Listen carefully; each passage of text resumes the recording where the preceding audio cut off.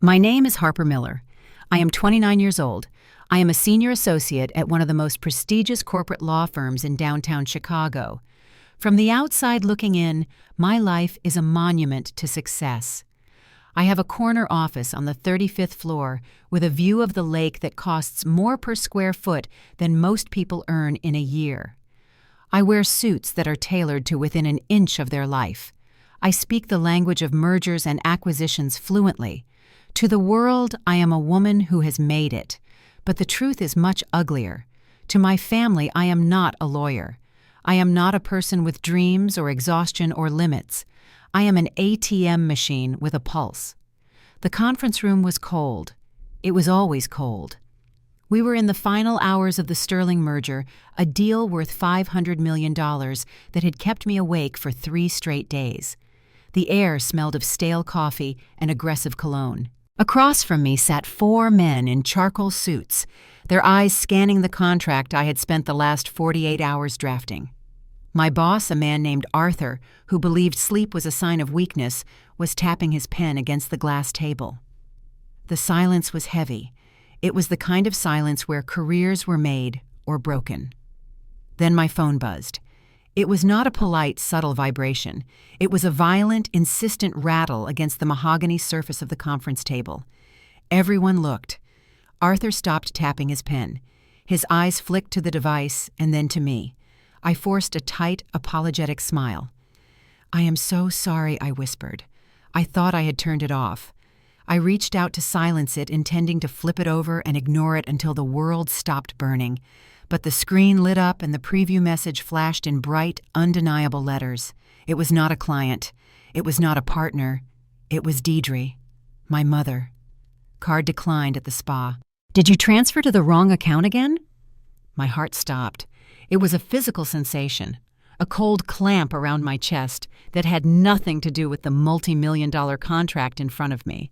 I slid the phone into my lap, keeping my face neutral, a skill I had perfected after 2 decades of being a Miller. The phone buzzed again. And again. I glanced down, shielding the screen with my hand. "Mom, I am standing at the checkout with Mrs. Johnson from next door. Do not embarrass me, Harper. Fix this. Now." The room started to spin.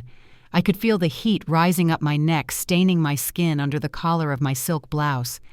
Mrs. Johnson was the neighborhood gossip. If my mother's card was declined in front of her, the story would be halfway through the country club by dinner time. And to Deidre Miller, reputation was oxygen. I looked up. The opposing counsel was asking a question about the indemnity clause on page 50. I heard the words, but they sounded like they were coming from underwater. "I need a moment," I said, standing up. My chair scraped loudly against the floor. I grabbed my phone. "I have an urgent matter regarding the escrow account that I need to verify immediately. Please excuse me." It was a lie. A clumsy, desperate lie. Arthur looked at me with a mixture of confusion and irritation, but I did not wait for his permission. I walked out of the conference room, my heels clicking on the marble floor with a rhythm that felt like a countdown. I did not go to my office. I went to the women's restroom. I pushed into the handicap stall and locked the door. I sat on the closed lid of the toilet surrounded by Italian tile and the scent of expensive lemongrass soap and opened my banking app. My hands were shaking, not from the caffeine, not from the lack of sleep, from the shame. I was a high-powered attorney. I bill $800 an hour. And here I was hiding in a bathroom stall like a truant teenager, frantically transferring money so my mother wouldn't have to face the consequences of her own spending. I checked her balance, -$12. I checked my balance. I had just paid my own rent, my student loans, and the quarterly estimated taxes. The number in my checking account was healthy, but it was money I had earmarked for my own future. Money I had saved by eating instant oatmeal and walking to work when it rained. I typed in the amount, $500. I hesitated. My thumb hovered over the transfer button. I wanted to scream. I wanted to throw the phone into the toilet bowl and watch it drown. I wanted to text her back and say no. I wanted to tell her that maybe she shouldn't get a hot stone massage if she had -$12 to her name. But I didn't, because if I didn't send it, she would call. She would call the office line. She would cry. She would tell me that I was cruel, that I was ungrateful, that I was letting the family crumble over a few $100s when I made so much. She would weaponize her humiliation until it became my guilt. I hit transfer. Success. $500 sent to Mom. I stared at the screen until the confirmation faded. Then I flushed the toilet just to keep up the charade that I had been in there for a biological reason and washed my hands. I looked at myself in the mirror. My skin was pale. There were dark circles under my eyes that no amount of concealer could hide. I looked exhausted. I looked used. I walked back into the conference room, sat down, and closed the $50 million deal. Lunch was at 2 p.m. While my colleagues went out to a steakhouse to celebrate the signing, I sat at my desk with the door closed. I pulled a plastic container out of my bag. Inside was a salad I had made 3 days ago.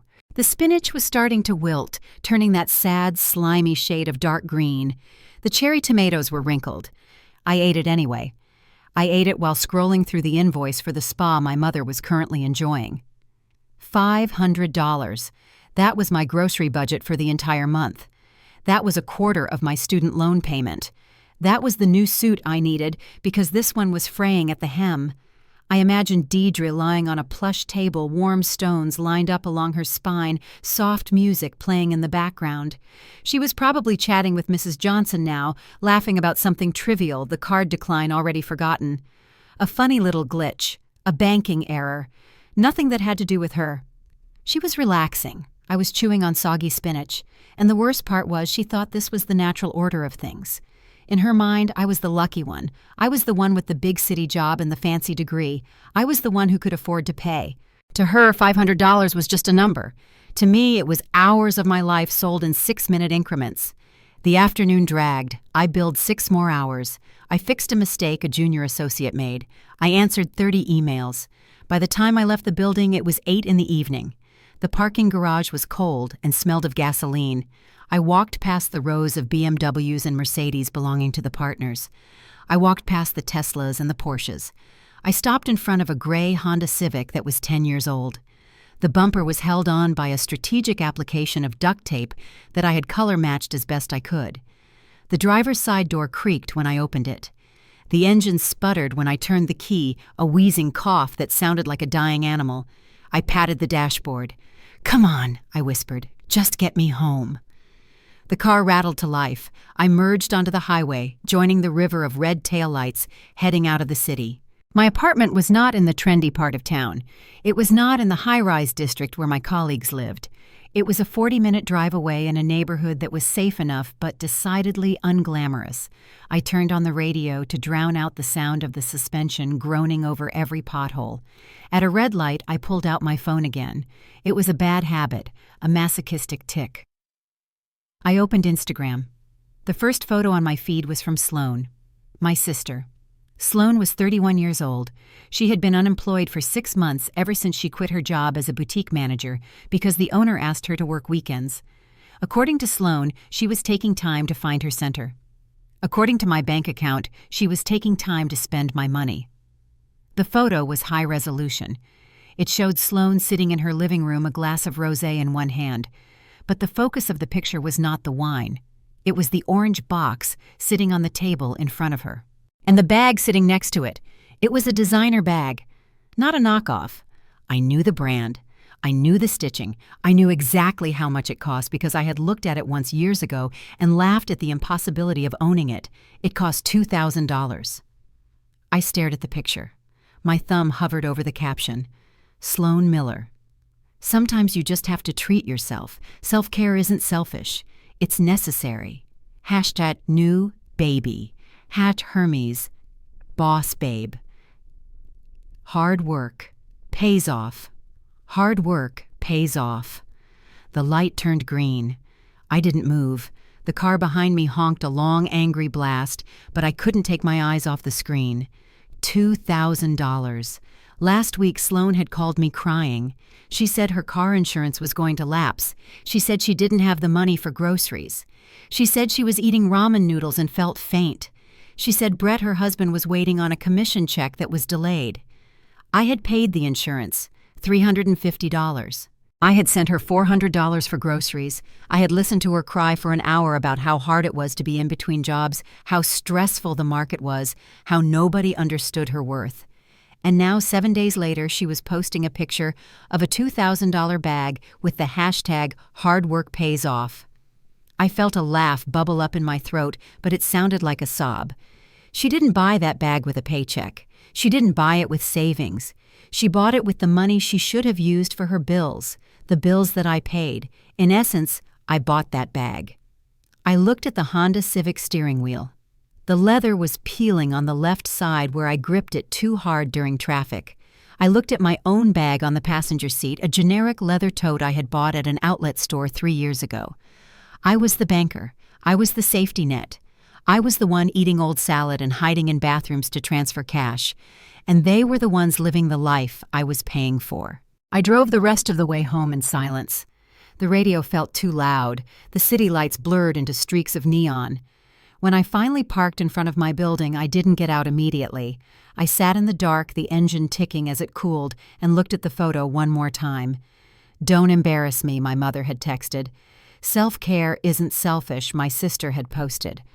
I realized then that they didn't just take my money. They took my reality. They rewrote the story so that they were the heroes, the victims, the successes, and I was just the background noise, the invisible infrastructure that kept their lights on and their image polished.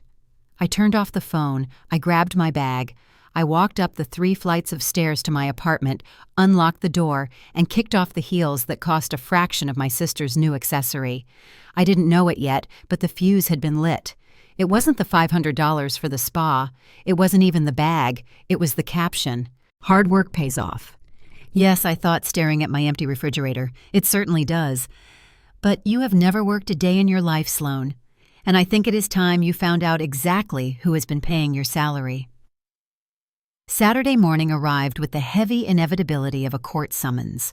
The sky was a flat, uninspiring gray that matched my mood perfectly as I steered my rattling Honda Civic off the highway and toward the suburbs. The drive to my parents' house took 40 minutes. It was 40 minutes of mental preparation, 40 minutes of breathing exercises I had learned from a stress management app I paid for but rarely used, 40 minutes of tightening the armor around my chest until I felt nothing but a dull, protective ache. I turned into the subdivision. It was called Oak Ridge Estates. It was the kind of neighborhood where the lawns were manicured to within a millimeter of their lives, and the mailboxes were made of brick that matched the houses. It was a place where appearance was the only currency that mattered. As I drove down the winding streets, I passed neighbors washing their SUVs and walking purebred dogs. They waved. I did not wave back. I knew exactly how much debt was hiding behind those pristine white front doors because I was currently drowning in the debt of the biggest house on the block. My parents' house loomed at the end of the cul-de-sac. It was a sprawling brick colonial with white pillars and a 3-car garage. The landscaping was impeccable. The hydrangeas were blooming in perfect blue spheres. The driveway was freshly sealed. To a stranger, it looked like the home of a prosperous executive and his charming wife. To me, it looked like a mouth waiting to swallow me whole. I parked my car on the street. I never parked in the driveway. My father had asked me not to years ago. He said the rust on my fender clashed with the aesthetic of the house. He said it lowered the property value just by sitting there. I checked my reflection in the rearview mirror. I was wearing a charcoal gray blazer over a black turtleneck and tailored trousers. It was my standard weekend work attire, practical and professional. I had planned to go into the office after this mandatory family meeting to get ahead on the Sterling merger paperwork. I looked like a lawyer. I looked competent. I grabbed my bag and walked up the driveway. The front door was unlocked. It always was. My mother believed locking doors was for people who lived in bad neighborhoods, a subtle class distinction she clung to, even as her credit score plummeted. I pushed the door open and stepped into the foyer. The smell hit me first. It was a mixture of expensive potpourri and lemon furniture polish. It was the smell of a house that was cleaned by professionals 3 times a week. Professionals I paid for. Well, look who finally decided to grace us with her presence. The voice came from the living room. It was sharp and laced with a performative amusement that made my teeth ache. I walked through the archway and saw them. Sloane was sprawled on the cream-colored sofa. She was wearing a white cashmere loungewear set that probably cost more than my car insurance. Her feet were propped up on the coffee table right next to the Hermes bag from her Instagram post. Brett, her husband, was standing by the fireplace holding a tumbler of amber liquid. It was 11 in the morning. "Hello, Sloane. Hello, Brett," I said. Sloane looked me up and down. Her lip curled slightly. "You look like a tax collector," she said. Brett snorted into his drink. "Seriously, Harper," he added, "do you own anything that isn't the color of depression? It is the weekend. Loosen up. You look like you are here to audit us." I tightened my grip on my bag. "I am going to the office later," I said. "I have work to do." Sloane rolled her eyes. She picked up a grape from the fruit platter on the table and popped it into her mouth. "Always working," she said. "And yet somehow you still drive a car that sounds like a lawnmower. I do not understand it. You make all this money, but you act like you are broke. It is embarrassing. Why do you have to be so cheap? The word hung in the air. I looked at the Hermes bag. I looked at the cashmere set. I looked at the crystal glass in Brett's hand. I wanted to scream. I wanted to tell them that the reason I was cheap was so they could be expensive. I wanted to pull out my phone and show them the transfer for the car insurance Sloane was driving today. But I didn't. Because if I did, Sloane would cry. She would say I was attacking her while she was vulnerable. She would say I was jealous of her happiness. Brett would puff out his chest and tell me to watch my tone. It was a script we had rehearsed 1,000 times, and I was tired of playing my part. "I prefer to save my money," I said flatly. "Where are Mom and Dad?" "Speaking of the devil," a booming voice echoed from the hallway. My father, Gavin Miller, strode into the room. He was a tall man with silver hair and a tan that came from spending too much time on golf courses he could not afford. He was wearing a polo shirt with a crest on the pocket and holding a sleek black golf bag. "Look at these beauties," he announced. He set the bag down in the center of the room like it was a religious artifact.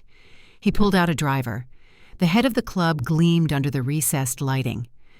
Titanium face, custom shaft. The balance is incredible. I tried them out at the pro shop yesterday and added 20 yards to my drive instantly. Brett whistled low and appreciative. "Nice," Brett said. "Those look top of the line." "They are," my father said, beaming. He took a practice swing, narrowly missing a vase on the mantel. "You have to invest in your game. Business is done on the golf course, Brett. You know that. If you show up with second-rate equipment, people think you run a second-rate operation. A man has to invest in his image." I stared at the club. How much, I asked. My father paused mid-swing. He looked at me, his smile faltering for a fraction of a second before returning with forced brightness. "It was a steal," he said. $3,000 for the full set. $3,000. The number hit me like a physical blow. The air left my lungs. My vision narrowed until all I could see was the gleaming metal of the golf club. $3,000. I knew exactly which card he had used. It was the Platinum Rewards card. The one I managed. The one I had just paid the minimum balance on 2 days ago because the full balance was impossible. "Dad," I said, my voice tight, "that card is maxed out. You promised you wouldn't use it until we got the utilization down. The interest rate is 24%. My father's face reddened. He lowered the club. "Don't start with the lecture, Harper. I needed these. I have a tea time with the vice president of Citibank next week. Do you want me to look like a pauper? This is an investment. You need to understand that sometimes you have to spend money to make money. You aren't making money." I wanted to say, "You are retired. You are living on a pension that barely covers the landscaping bill." But I looked at him. I saw the flush rising in his cheeks. I saw the way his hand trembled slightly on the grip of the club. 2 years ago, he had a minor heart scare. The doctor said he needed to avoid stress.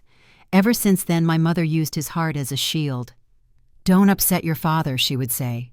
"Do you want to kill him?" The silence stretched. Sloane was watching me with a smug expression, waiting for me to be the villain. Brett was swirling his drink bored. I swallowed the anger. It tasted like bile.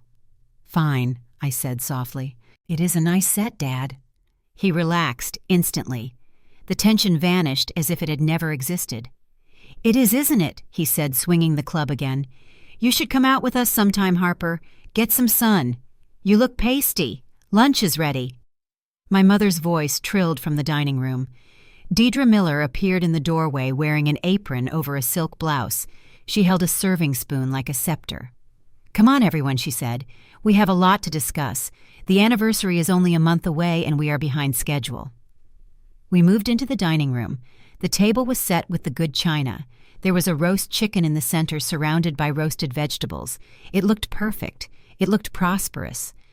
I sat in my usual spot on the side. Sloan and Brett sat across from me. My parents took the heads of the table. 35 years, my mother said, pouring wine into her glass. Can you believe it? 35 years of marriage. It is a milestone, a testament to commitment. Here, Brett said, raising his glass. We need to do something special, my mother continued. She looked at me. Her eyes were bright and hard. We have decided to host a garden party here at the house. That sounds nice, I said cautiously. A barbecue. My mother laughed. It was a sharp, brittle sound. A barbecue. Harper, please. This is our 35th anniversary, not a 4th of July potluck. No, we are thinking elegant, sophisticated. We are inviting the pastor and his wife. We are inviting the entire board of the country club, Gavin's old partners. We need to show them that the Millers are still thriving. She began to list her requirements. She wanted a tent in the backyard with silk draping. She wanted a string quartet. She wanted fresh orchids flown in from Hawaii. She wanted a champagne tower. As she spoke, I did the mental math. The numbers ticked up in my head like a taximeter running in heavy traffic. 5,000, 10,000, 15,000. Mom, I interrupted. This sounds extensive. Do you have a budget for this? My mother waved her hand dismissively. We will figure it out, she said. But the most important part is the food. We can't have just anyone catering. I called Le Petit Chef. You know, the one that did the mayor's fundraiser? I froze. Le Petit Chef was the most expensive catering company in the city. Their minimum plate cost was $200 a head. Mom, I said, that is incredibly expensive. Quality costs money. Harper, she snapped, and this is where you come in. She clasped her hands together and smiled at me. It was the smile of a predator looking at a wounded animal. Since your father and I are handling the venue and the decor, and Sloan is going to handle the invitations and the social media coordination, Sloan nodded importantly as if posting on Facebook was a labor-intensive career. We thought it would be a lovely gesture if you handled the catering, my mother finished. The room went silent. I stared at her. The catering, I repeated. Mom, if you invite 50 people, that is $10,000, minimum. My mother's smile faltered. Her lower lip began to tremble. $10,000, she whispered. Is that all your parents are worth to you? A number. After everything we have done for you, we put a roof over your head. We paid for your piano lessons. We supported you when you were studying for the bar exam. You didn't pay for my law school, I said. I am still paying for my law school. Details my father grunted from the end of the table. The point is, Harper, we are a family. Families pitch in. Your sister is contributing her time and talent. We are opening our home. We are just asking you to contribute a little for the food, for the joy of the occasion. A little. $10,000 was not a little. $10,000 was my entire bonus that I was hoping to put toward a down payment on an apartment that I actually owned. I looked at Sloan. She was smirking. Come on, Harper, she said. Don't be such a miser. You make the big bucks. Share the wealth. It is for Mom and Dad. I looked at my father. He was cutting his chicken, refusing to meet my eyes. He knew exactly what he was asking. But he also knew that if I said no, the illusion would shatter. I looked at my mother. She had tears in her eyes now, real wet tears that she could summon on command. Please, Harper, she said softly. I just want one perfect day. One day where I can hold my head up high and show everyone that we made it. Don't take that away from me. I felt the trap snap shut. If I said no, I ruined the anniversary. I caused my father stress. I humiliated my mother.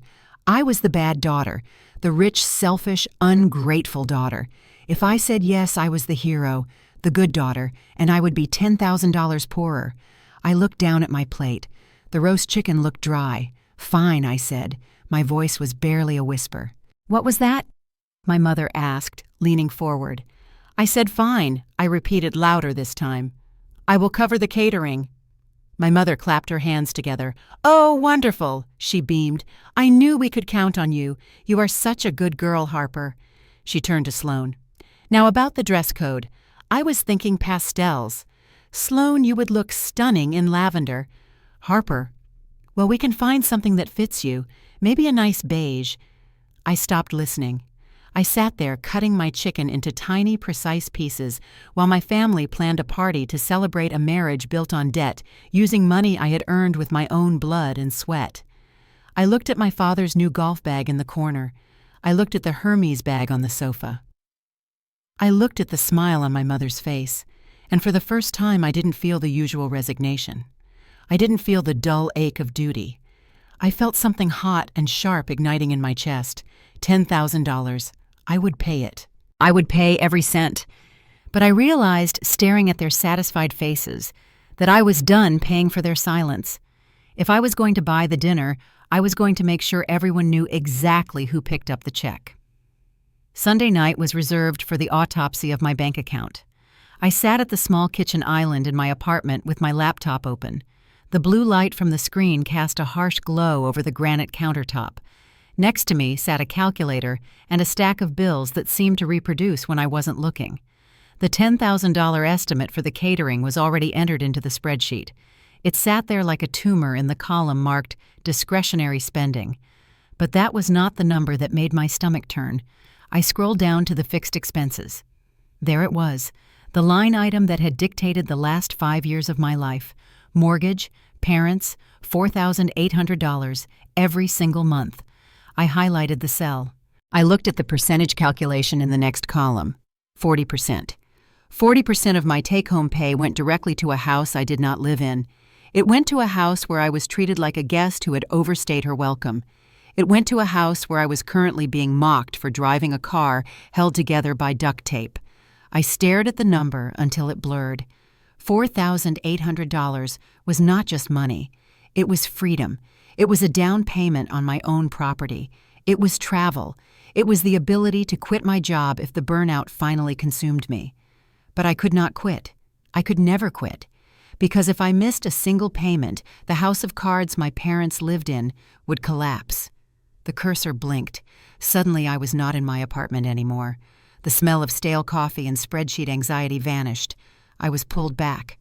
Back to the night the number first appeared. It was 5 years ago. I was 24 years old. I was a junior associate barely 6 months into my job at the firm. I was living in a shoebox studio apartment and eating instant noodles so I could save every spare penny for graduate school. I had been accepted into an MBA program for the following fall. It was my escape plan.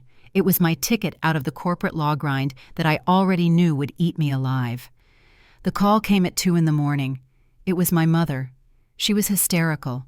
She was screaming so loud I could not understand the words at first. I thought someone had died. I thought the house was on fire. "Come home!" she shrieked. "You have to come home. Your father.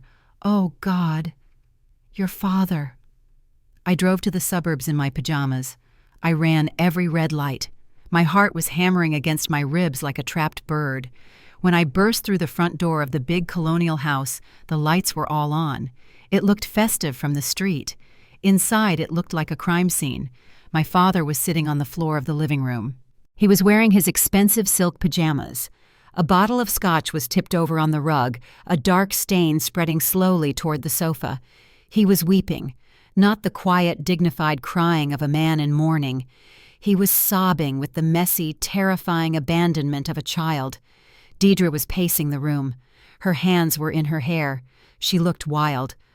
"What happened?" I asked. "Is he hurt?" My father looked up. His eyes were bloodshot. His face was gray.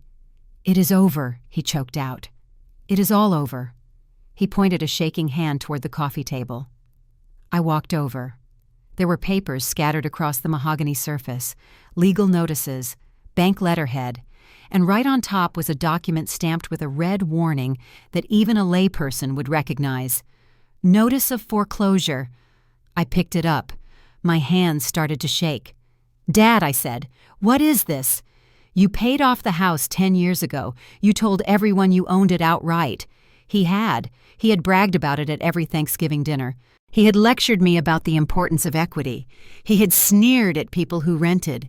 "I refinanced," he whispered. 5 years ago, I pulled the equity out. Why, I asked. "To invest," he said. "A sure thing." Gary from the club had a tech startup. It was going to be the next Amazon. I put it all in, all of it.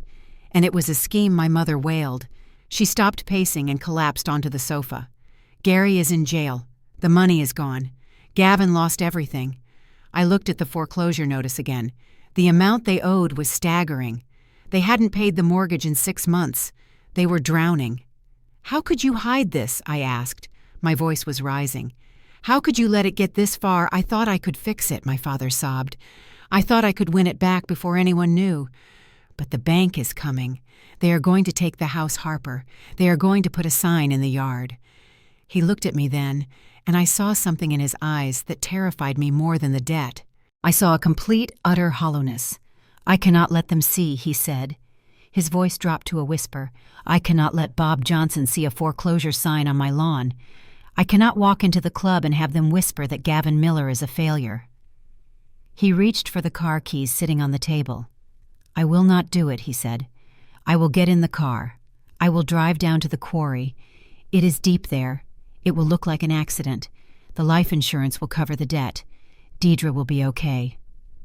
"Dad!" I screamed. I lunged for the keys, but my mother was faster. She didn't grab the keys. She grabbed me. She threw herself at my feet. My mother, the woman who prided herself on never having a hair out of place, dropped to her knees on the Persian rug and wrapped her arms around my legs. "Please, Harper," she begged. Her face was wet with tears and snot. "You have to help us. You are the only one. Sloan has no money. We have nobody else. You have the job at the firm. You have savings." I froze. "I have savings for school," I said. "That is my tuition. That is my future." Deidre looked up at me. Her grip tightened. Her nails dug into my skin through my pajama pants. "Your father is going to kill himself," she hissed. "Do you hear him? He is going to drive into the quarry because of the shame. Is your degree worth your father's life? Is your school worth our family's honor?" I looked at my father. He was staring at the wall, rocking back and forth, muttering about the neighbors, about the shame, about how he could not survive being poor. I looked at my mother. She was kneeling like a supplicant at an altar, offering me up as the sacrifice. They didn't care about my dreams. They didn't care that I had worked 80-hour weeks to save that money. They only cared about the house. They only cared about the image. "How much?" I asked. My voice felt dead. "We need $80,000 to stop the foreclosure and reinstate the loan," my mother said instantly. She knew the number. She had done the math. She just needed a donor. $80,000. That was everything. That was every cent I had saved. That was my MBA. That was my way out. "If I give you this," I said, "I cannot go to school. I cannot leave the firm." "You are young," my mother said, standing up and wiping her face. "You can earn more. You have a lifetime to make money. We are old. This house is all we have. Think of the legacy. Think of what people will say." She wasn't asking for money to buy bread. She was asking for money to buy silence. I walked over to my laptop, which I had brought in my bag. I opened it. I logged into my bank account. I looked at the number I had watched grow for 2 years. It was a beautiful number. It represented hope. I looked at my father, who was still eyeing the car keys. I transferred the money, all of it. The next day, the foreclosure stopped. The debt was restructured. But because their credit was ruined, the bank required a cosigner, a guarantor. Me. I signed the papers. I became the legal owner of the debt. And from that day on, the mortgage payment became my monthly penance for being the capable child. The flashback faded. I blinked, finding myself back in my kitchen. The blue light of the laptop was still there. The spreadsheet was still open. The number $4,800 was still staring at me. I picked up my phone. A notification popped up from Facebook. Deidre Miller added a new photo. I opened the app. It was a picture of the house. My house. The house I had bought with my education fund. The house I paid for every month while driving a car that shook when it went over 60 miles per hour. The sun was setting behind the white pillars. The hydrangeas were glowing. It looked magnificent. It looked expensive. I read the caption. 30 years in this beautiful home. People ask us how we did it. I tell them it is simple. Hard work, sacrifice, and a commitment to building a legacy for our children. This house is not just brick and mortar. It is the sweat and tears of two people who never gave up. So blessed to celebrate our anniversary here. # home sweet home. The American dream. Blessed. I stared at the words. Hard work, sacrifice, sweat, and tears. They were talking about my sweat, my tears, my sacrifice. But in her narrative, I didn't exist. I was just the silent partner, the ghost in the machine who kept the gears turning so she could pose on the front porch and collect likes from the neighbors she was so afraid of. My fingers hovered over the keyboard. The anger I had felt at the house earlier flared up again, hotter this time. I typed a comment. "Congratulations, Mom. It really is an expensive house to maintain. You must be very proud." I hit post. It was passive-aggressive. It was petty. It was the only weapon I had in that moment. I watched the screen. 1 minute passed, 2 minutes, then the screen refreshed. Comment deleted. My phone buzzed. A text message from Deidre. "Harper, why do you have to be so negative? I deleted your comment." It sounded sarcastic. "People will think we are having money trouble if you talk about maintenance costs. Just like the post and be supportive. Do not ruin this for me." I looked at the text. "Do not ruin this for me." I laughed. It was a dry, hollow sound in the empty apartment. "I wasn't going to ruin it, Mom," I whispered to the empty room. "I am going to fund it. I am going to pay for the catering. I am going to pay for the champagne. But when the bill comes due, I am going to make sure everyone sees the receipt." I turned back to my laptop. I opened a new folder. I named it The Evidence. I downloaded the mortgage statement. I screenshotted the transfer from 5 years ago. I found the email from the university confirming my withdrawal from the MBA program due to unforeseen financial circumstances. I dragged them all into the folder. Deidre wanted a legacy. I was going to give her one. I was going to give her a legacy of absolute unvarnished truth, and I was going to serve it right alongside the expensive roast beef she had just ordered. 2 days after I agreed to fund the catering for the anniversary party, my phone rang again. I was sitting in my office surrounded by stacks of due diligence reports for the Sterling merger. The sun was setting over the Chicago skyline, casting long orange shadows across the paperwork. I was tired. My eyes felt like they were filled with sand. I reached for the phone without looking at the caller ID, expecting it to be Arthur, asking for an update on the liability clauses. "Hello," I said, my voice raspy. I found it. It was Sloan. There was no greeting, no preamble, just the breathless, triumphant announcement of a woman who believed the world existed solely to serve her whims. Found what I asked, rubbing my temples. The dress, Sloan said. For the party. Mom said the theme is pastels, right? Well, I found the most incredible gown. It is seafoam green, silk chiffon. It has this hand-beaded bodice that is just to die for. It makes me look like a goddess Harper. "That is nice, Sloan," I said, trying to keep the irritation out of my voice. "I am glad you found something. There is just one tiny problem," she continued, her voice dropping into that wheedling tone I knew better than my own heartbeat. "It is a little out of my budget. Brett's commission check is delayed again. You know how banks are." I stopped rubbing my temples. I sat up straight. "How much is a little?" I asked. $1,200, she said quickly, plus tax. "But Harper, it is perfect. It fits me like a glove. I am the hostess.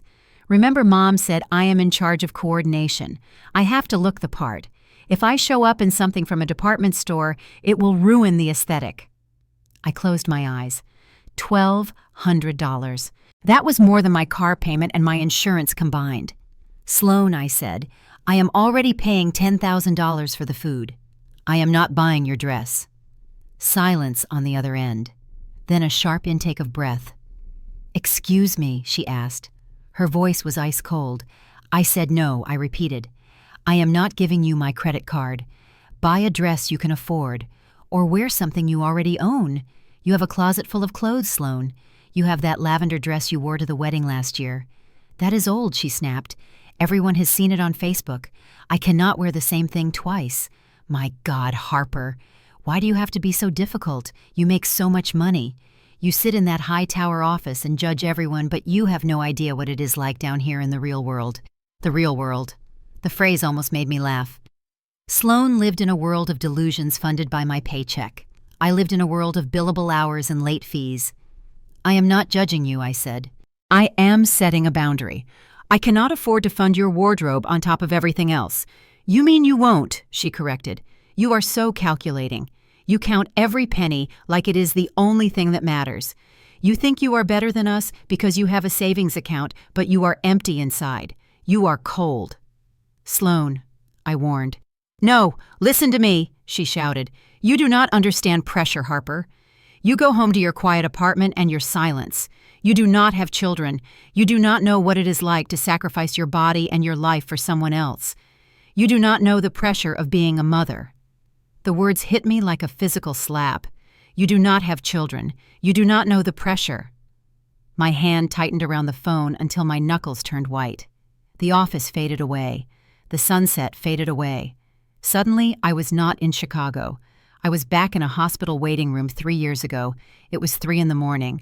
The fluorescent lights were humming with a sound that drilled into my skull. The air smelled of antiseptic and floor wax. Sloan was in labor. It was her first child. My parents' first grandchild. The heir, the prince. When Sloan announced she was pregnant, my parents treated it like a royal proclamation. Deidre bought a crib that cost $2,000. Gavin bought a tiny set of golf clubs before the baby was even the size of a lemon. They talked about the baby constantly. They planned the nursery. They planned the baby shower. But they did not plan for the birth. Sloan and Brett did not have health insurance. Brett had quit his job to start a consulting firm that consisted mostly of him posting motivational quotes on LinkedIn. Sloan was under her husband's coverage, which meant she had none. When her water broke, they drove to St. Jude's Medical Center. It was the most exclusive private hospital in the state. It had a pianist in the lobby. It had chefs who made organic meals for the mothers. It was where the celebrities went. It was not where uninsured people went. I arrived an hour after they were admitted. I found my parents in the hallway outside the delivery suite. My mother was pacing. My father was arguing with a woman in a business suit holding a clipboard. "We need a credit card on file," the woman was saying calmly. "This is a private facility, Mr. Miller. We require a deposit for uninsured patients before we can proceed with the VIP birthing suite admission." "Just bill us later," my father shouted. "Do you know who I am? My daughter is in pain. She needs the suite. She needs the epidural. We can transfer her to the general ward," the woman suggested. "Or the county hospital down the street." My mother let out a shriek that echoed down the sterile corridor. "County hospital," she screamed. "For my grandson! Are you insane? He is a Miller. He cannot be born in a county hospital next to criminals and poor people. He needs the best. Sloan needs the best. She is delicate. She cannot handle a shared room." The woman with the clipboard did not blink. "Then I need a payment method," she said. "The deposit for the VIP suite and the projected delivery costs is $12,000. Upfront, $12,000. My father went silent. He patted his pockets looking for a wallet that I knew contained only maxed-out cards and performative cash. My mother stopped pacing. They both turned to look at me. I had just walked in. I was 26. I had just finished paying off the first wave of the mortgage bailout. I had finally saved a little money again. I had been looking at used cars, dreaming of replacing the Civic. "Harper," my mother said. Her voice was breathless. "Thank God you are here." She rushed over and grabbed my hands. Her palms were clammy. "Give the lady your card," she said. "What?" I asked. "Your card," she repeated, pulling me toward the woman. "Sloan needs the suite. She is scared, Harper. She is in pain. We cannot move her now. It would be dangerous. Do you want your nephew to be born in an ambulance?" I looked at the woman with the clipboard. "Is it medically necessary?" I asked. The woman hesitated. "The VIP suite is an upgrade," she said carefully. "But if she wants to stay here at St. Jude's without insurance, we need payment." I looked at my father. He was staring at the floor, his jaw clenched in that familiar pose of impotent pride. "Dad," I asked. "Just do it, Harper," he snapped, refusing to look at me. "Do not make a scene. It is for the family. It is for the baby. Do you want him to start his life as a second-class citizen?" I looked at the double doors leading to the labor rooms. I could hear a muffled cry. It was Sloane. She was my sister. She was selfish, yes. She was vain. But she was in pain. And my parents had convinced her that she was a princess who deserved a palace. If I said no, they would blame me forever. If anything went wrong at the county hospital, even a minor complication, it would be my fault. Harper was too cheap to save the baby, they would say. Harper chose money over her own flesh and blood. I pulled out my wallet. My hands were shaking as I handed the black card to the woman. It was a card I kept for absolute emergencies, a card with a high limit that I had never intended to use. $12,000, the woman said. She swiped it. The machine beeped. A piece of paper churned out. "Sign here," she said. I signed away my car fund. I signed away my security. I signed away my peace of mind. Sloane got the suite. She had a view of the park. She had a lobster dinner after the birth. My nephew was born in luxury, wrapped in a blanket that cost more than my weekly grocery budget. My parents posted photos from the hospital room. "Welcome to the world, little prince. Nothing but the best for our grandson." They did not mention me. They did not mention the card. For the next 4 months, I lived in a state of financial terror. The interest rate on the card was high. The minimum payments were suffocating. I stopped buying coffee. I stopped going out to lunch with my colleagues. I canceled my gym membership. I turned the heat down in my apartment until I had to wear 3 sweaters to sleep. And I ate noodles. I bought them in bulk.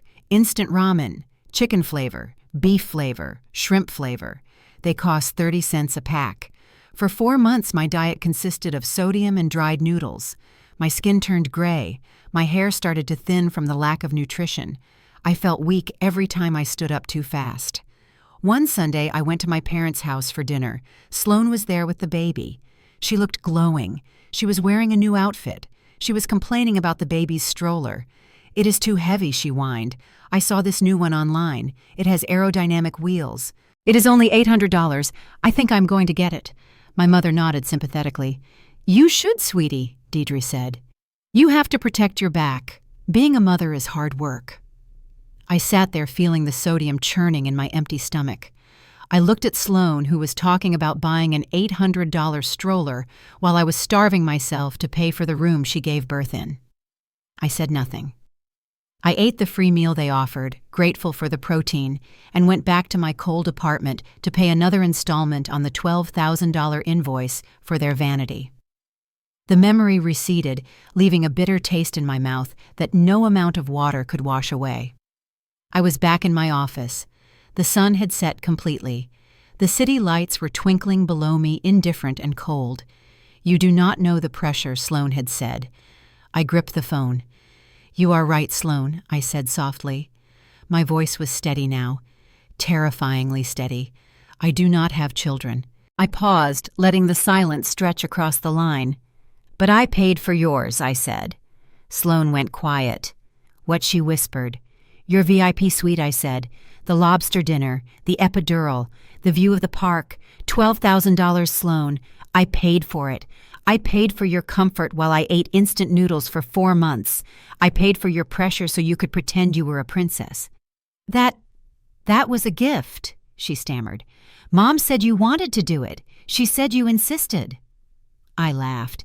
It was a sharp, jagged sound. I insisted, I asked. Or did they insist that a Miller could not be born in a county hospital? "It doesn't matter." Sloane snapped her defensive walls, slamming back into place. "That was 3 years ago. Why are you bringing up ancient history? You are just trying to make me feel guilty because you don't want to lend me a few dollars for a dress." "A few dollars," I repeated. $1,200 is not a few dollars. And $12,000 is not ancient history. It is the reason I drive a car held together by tape. "You are so petty," she hissed. "Fine. Keep your money. I will figure it out myself. I always do. But don't expect me to save you a seat at the head table. You can sit in the back with the distant cousins, since you clearly don't care about this family."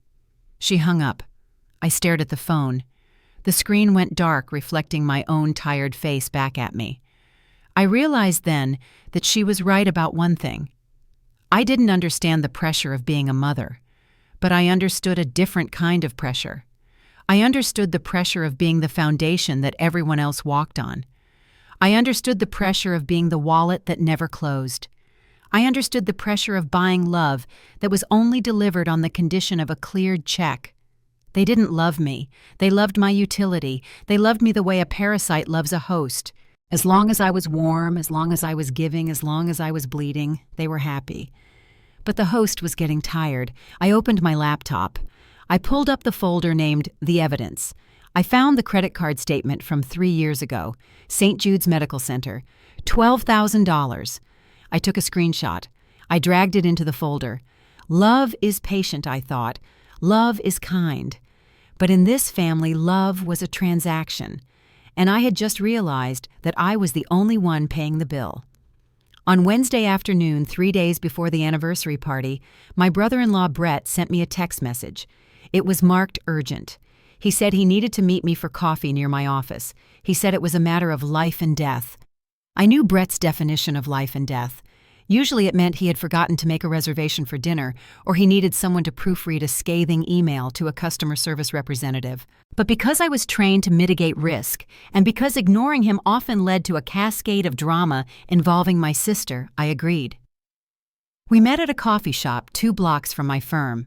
It was the kind of place where espresso cost $7 and the baristas wore leather aprons. I arrived at 3 o'clock sharp. Brett was already there. He was sitting at a corner table. He was wearing a navy blue suit that was slightly too shiny under the recessed lighting. On his wrist sat a gold watch that looked heavy and expensive. I knew it was a fake because I had been the one to pay off the credit card bill for the website where he bought it. He stood up when he saw me. He flashed a smile that was all teeth and salesmanship. "Harper," he said. "You look great.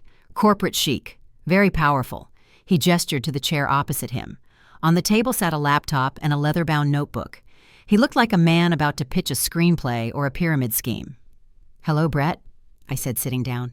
"I have 20 minutes. What is the emergency?" He leaned in. His cologne was overpowering. It smelled like musk and desperation. "It is not an emergency," he corrected. "It is an opportunity, a once-in-a-lifetime opportunity. And because you are family Harper, I wanted to bring it to you first." I felt a familiar exhaustion settle in my bones. I signaled the waiter and ordered a black coffee. "Brett," I said, "if this is about another multi-level marketing vitamin supplement, the answer is no." He laughed. It was a dismissive, patronizing sound. "Vitamins," he scoffed. "Please, that is small potatoes." "No, this is the future.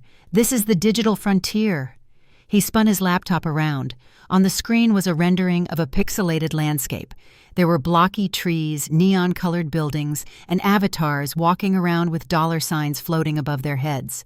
"It is called Terra Virtual," he said, his eyes gleaming. "It is blockchain-based real estate. We are buying virtual plots of land in the metaverse. Think of it like buying Manhattan in the 1600s. We get in on the ground floor. We buy the deeds. In 6 months, when the platform goes public, these plots will trade for millions." I stared at the screen. I looked at the cartoon grass. "You want to buy imaginary land," I stated. "It is not imaginary," he insisted. "It is an asset. It is a non-fungible token secured by the blockchain. I have a contact on the inside, a guy I met at the golf club. He says the Japanese market is about to explode. We just need to secure the prime coordinates now." I took a sip of the coffee the waiter placed in front of me. It was bitter. "And how much does a prime coordinate cost?" I asked.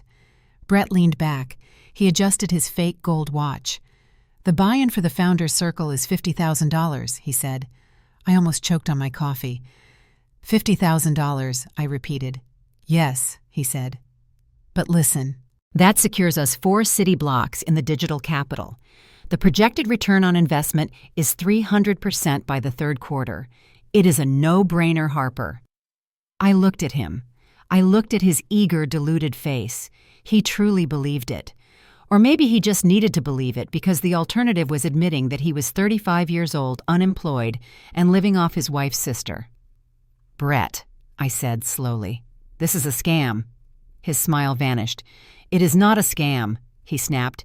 "It is technology. Just because you don't understand it doesn't mean it isn't real." "I am a corporate lawyer," I said.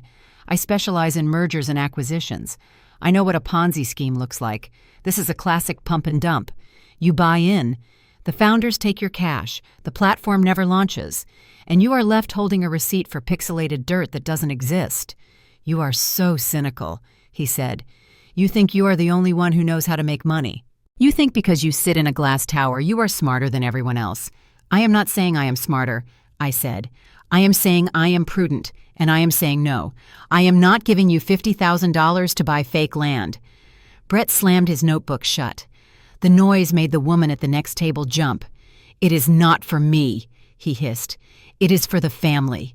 Do you know how hard it is for Sloan right now? She is worried about the future.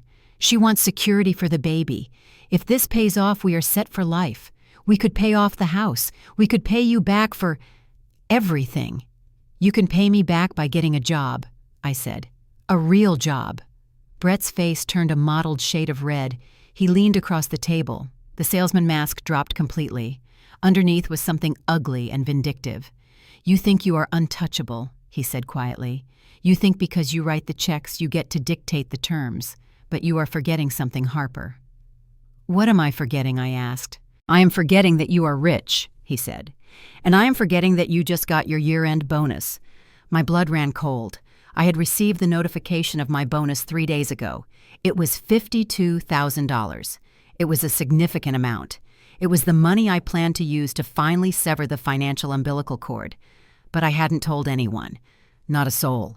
"How do you know about that?" I whispered. Brett smiled. It was a nasty, triumphant smile. "You left your tablet unlocked at the house last weekend," he said, "when you were helping Gavin set up his streaming service. I saw the email pop up. Deposit confirmation, $52,000. He sat back looking satisfied. "You are sitting on 50 grand, he said. "Cash. And you are letting your parents stress about the anniversary party. You are letting your sister cry about grocery money. You are letting me beg you for an investment that could save us all." I felt violated. He had snooped through my private financial correspondence. "That is my money," I said, my voice shaking with rage. "I earned it. I worked 80-hour weeks for a year for that money. It is not a community chest for you to raid." Brett shrugged. "That is not how it looks to them," he said. "To them, it looks like hoarding. It looks like you are watching them drown while you sit on a life raft made of gold." "Are you threatening me?" I asked. "I am just saying," he said, examining his fingernails. "It would be a shame if Mom and Dad found out. Gavin is already so fragile. If he knew his daughter was hiding a fortune while he was terrified of looking like a failure in front of his friends, well, it might break his heart." He looked me in the eye. He wasn't asking for an investment. He was blackmailing me. He knew exactly what buttons to push. Guilt, shame, the fear of being the bad daughter. "You are despicable," I said. "I am a businessman," he countered, "and I am making you an offer. You invest in the land. I tell everyone you are a visionary. We make millions. Everyone is happy. Or you say no, and I mention the bonus to Sloan tonight. And by Saturday at the party, everyone will know that Harper Miller cares more about her bank account than her own flesh and blood." I stood up. I was trembling. "Do not speak to me," I said. Brett didn't move. He just pointed a finger at me. "Think about it, Harper," he said. "Saturday is a big night. The pastor will be there. The club president. It would be very awkward if the conversation turned to your selfishness. You have until the party to decide. Bring the check, or bring your armor." I walked out of the coffee shop. The cold wind hit my face, but it didn't cool the heat of my anger. I walked blindly down the street, my mind racing. $50,000. The number echoed in my head. They wanted it all. First the catering, then the dress, now the bonus. They stripped me down piece by piece. They took my salary. They took my credit. Now they wanted my safety net. I stopped at a crosswalk. The light was red. I realized then that the anniversary party was not a celebration. It was a harvest. My mother insisted on the expensive catering not just for show, but to see if I would pay. My father bought the clubs to test my limits. And Brett was the closer. They had coordinated this. Maybe not explicitly. Maybe they didn't sit down and write a plan. But the instinct was collective. They smelled money. They smelled my bonus. And they were circling like sharks who sensed a drop of blood in the water. Brett thought he had me cornered. He thought the threat of exposure would make me fold. He thought I would write the check to keep the peace, to keep the secret, to keep the illusion of the happy family intact. He thought I was afraid of the truth coming out. I looked up at the skyscrapers surrounding me. I looked at the people rushing past focused on their own lives. I wasn't afraid. I was done. If Brett wanted to talk about money at the party, fine. We would talk about money. We would talk about every single cent. He wanted to expose my bonus. I was going to expose their theft. I pulled out my phone. I opened the folder I had created the night before. The evidence. I created a new subfolder. I named it The Ponzi Scheme. I would draft a narrative about the virtual real estate. I would document his threat. I would add it to the pile. Saturday was coming. They expected a check. They expected a submission. What they were going to get was a reckoning. I turned around and walked back toward my office. I had work to do, not legal work. I had a case to build. And the defendants were my own family. Saturday evening arrived with a humidity that made the air feel heavy and suffocating. I drove my Honda Civic to Oak Ridge Estates for the second time that week. The sun was beginning to dip below the horizon. It cast a golden light over the manicured lawns and the brick facades of the houses that lined the street. I parked 3 blocks away. I did not want to have the conversation about my car ruining the aesthetic of the driveway again. I checked my reflection in the rearview mirror. I was wearing a black dress. It was simple. It was sleeveless with a high neck and a hem that hit just below the knee. It was made of a sturdy crepe fabric that held its shape. I had bought it 4 years ago for a funeral. Since then. It had served as my armor for every family event where I needed to fade into the background. My mother called it recession chic. I called it paid for. I stepped out of the car and began the long walk to the house. As I approached the cul-de-sac, I could hear the music. It was a string quartet playing a polite, sanitized version of a pop song. The sound drifted through the air, mixing with the scent of jasmine and expensive perfume. The house looked magnificent. My parents had gone all out. Or rather, I had gone all out. The white tent in the backyard peeked over the roofline. Silk ribbons fluttered from the mailbox. The driveway was filled with luxury sedans, Mercedes, Lexus, BMW. A valet service was parking cars. I watched a young man in a red vest take the keys to a Porsche and sprint away. I walked past the valet stand, clutching my purse against my side. Inside that purse was my phone. And inside that phone was the email I had scheduled for 9 o'clock the next morning. The front door was open. I stepped into the foyer. It was crowded. People were holding crystal flutes of champagne. The chatter was a dull roar of laughter and feigned interest. I recognized most of the faces. There was Mrs. Johnson from next door, wearing a sequined gown that was far too tight. There was the pastor from the community church holding a plate of canapés. There were the members of the country club. Men with ruddy faces and women with hair that did not move. Harper. The voice was a hiss, a sharp intake of breath that cut through the noise. I turned. Deidre Miller was standing by the coat closet. She looked immaculate. She was wearing a floor-length gown in a soft champagne color that matched the decor perfectly. Her hair was swept up in a chignon, diamond earrings, real ones that I had saved from the pawn shop 2 years ago, sparkled in her ears. She grabbed my arm. Her fingers dug into my bicep with a strength that belied her fragile appearance. She pulled me into the small alcove near the powder room, away from the main flow of guests. "What are you wearing?" she whispered. Her eyes were wide with horror. I looked down at myself. "A dress. Mom," I said. "It is black. It is formal. It is old." She snapped. "I told you to buy something new. I told you the theme was pastels. Look around you, Harper. Everyone is in cream, lavender, mint. You look like the help.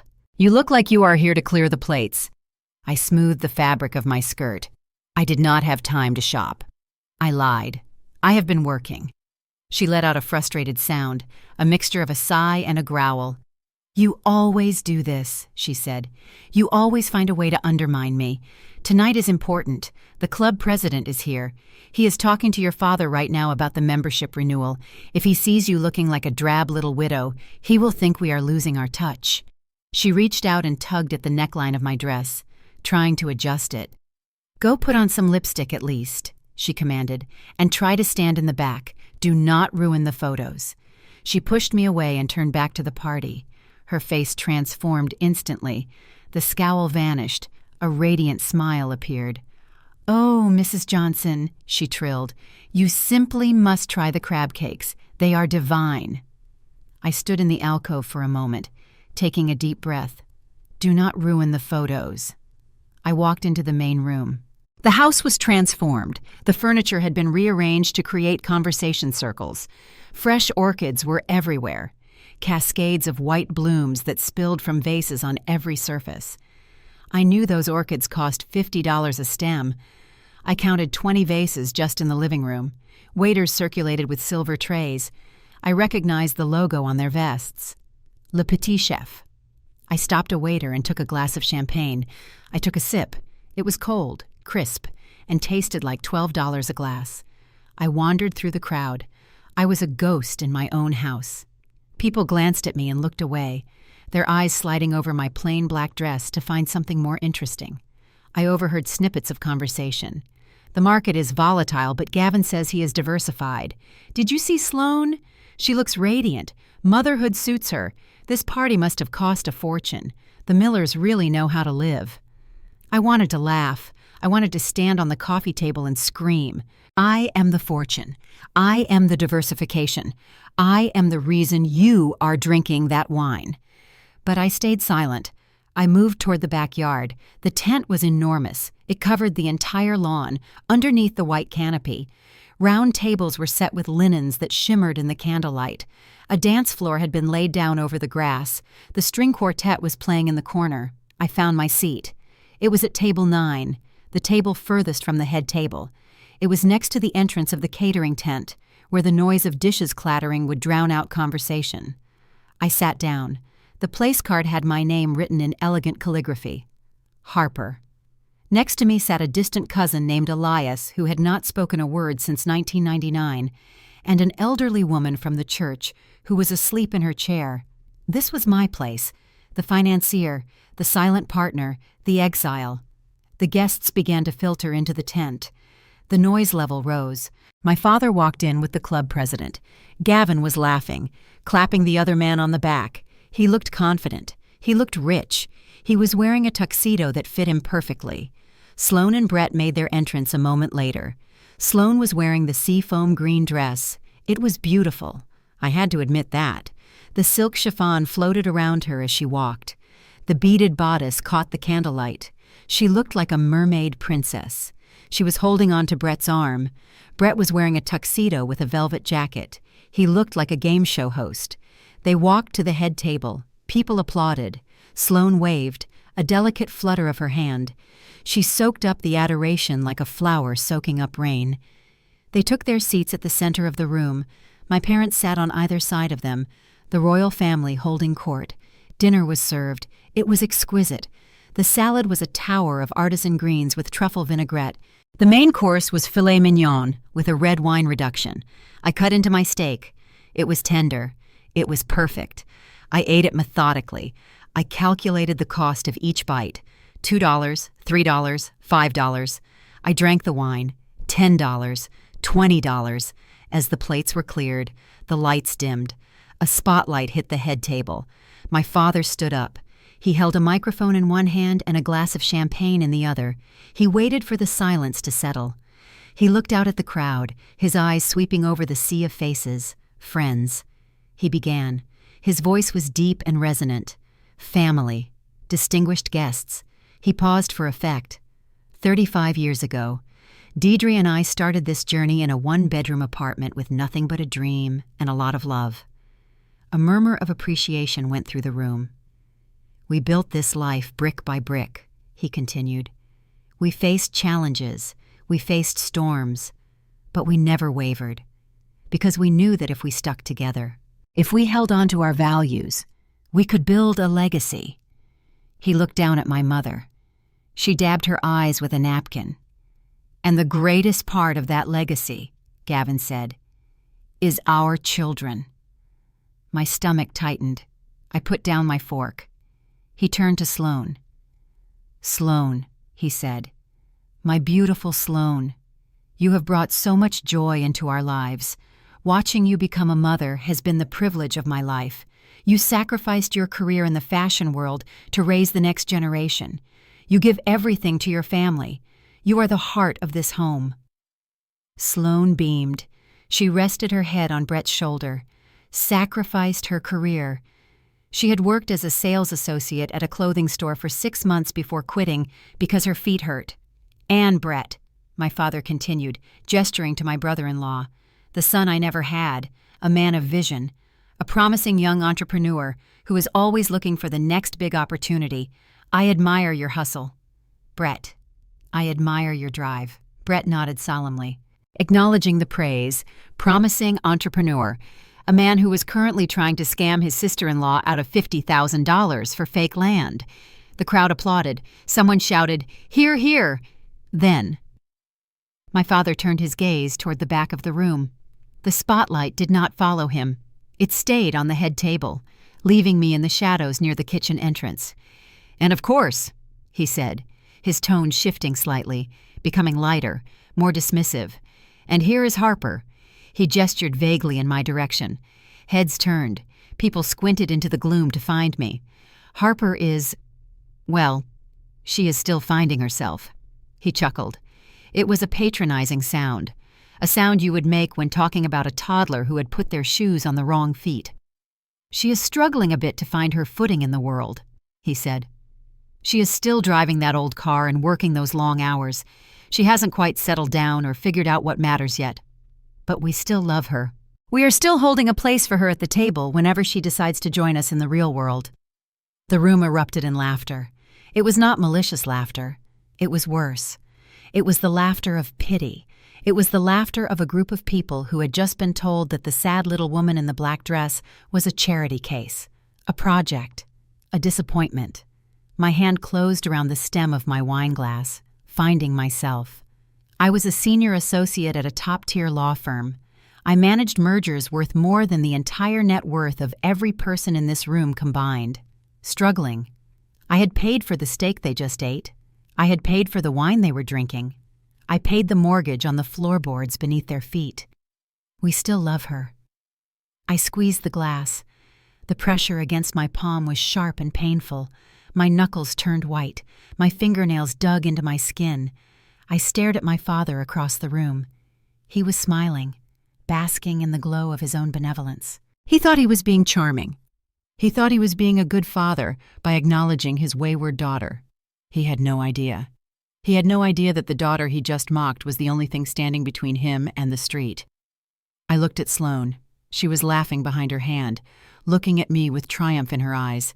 She had won. She was the queen. I was the jester. I looked at Deidre.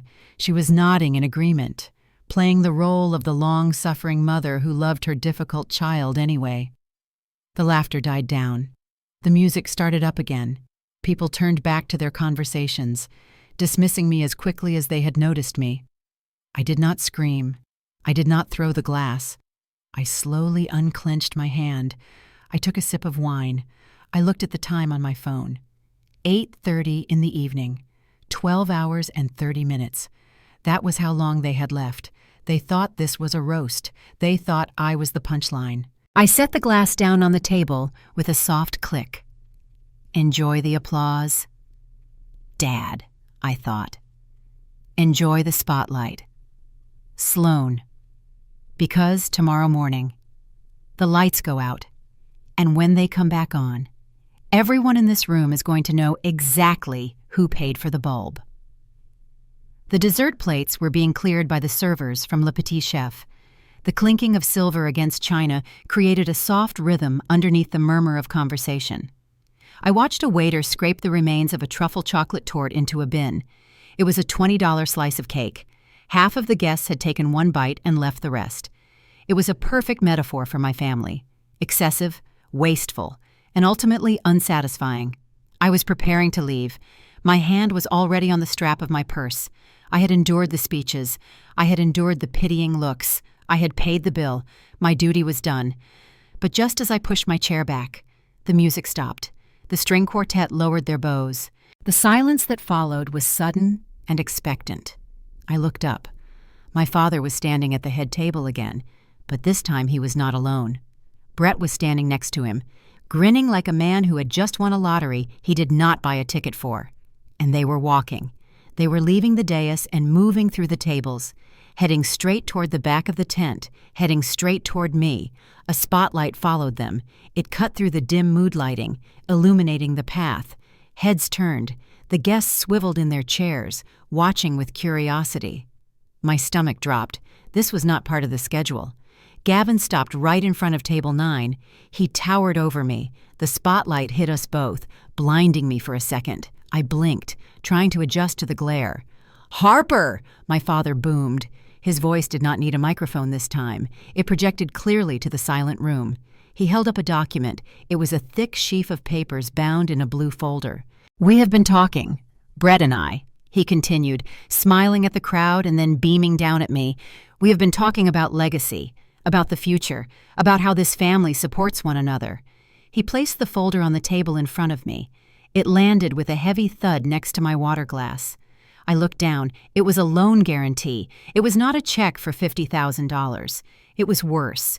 It was a guarantee for a business loan in the amount of $200,000.